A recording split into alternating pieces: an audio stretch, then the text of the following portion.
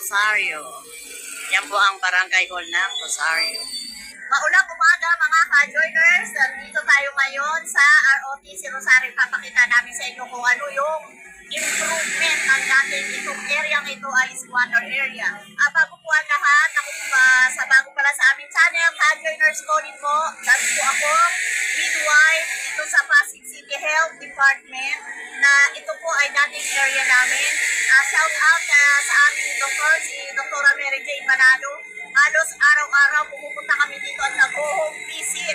Noong po kung tawagin dito ay purok matae. Purok matae, ayun. Base sabi po sa mga kumakain, pero yun po ang dating tawag dito kasi po napaka-rumi kung saan-saan po ay may dumi ng tao. Pero ngayon po, ito makikita nyo, napakalinis na. Ginawa parang boulevard dito along Riverside ng ROTC. Ito yung isang building na ipinatayo ng lungsod ng Pasig dito sa ROTC.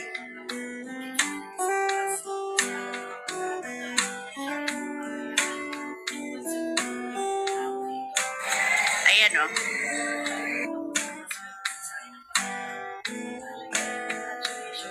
Nasa second floor po niyan ang cover court, basketball cover court at saka po ang office ng mga PW.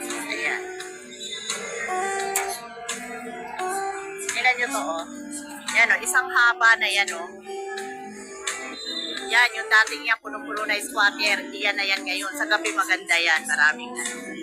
Maraming namamasyal din dito. Ano sila? Kung ginagamit ang mga nagsusupa. Dalawa ang basketball court ng ROTC. Meron doon sa kapila sa ilalim. Sa ilalim na dahil na Rosario. Saka ito, second floor. Pag-araw, doon nagpa-basketball. Pagkagabi dito. Mamayang gabi, babalikan natin yan. Tingnan natin ang ganap.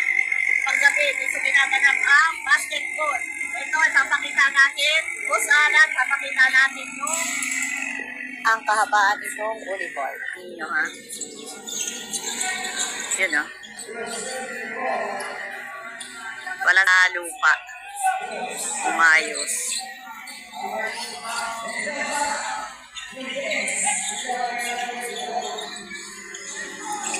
Daming nanonood ng basketball oh. Isang haba ito hanggang dun oh.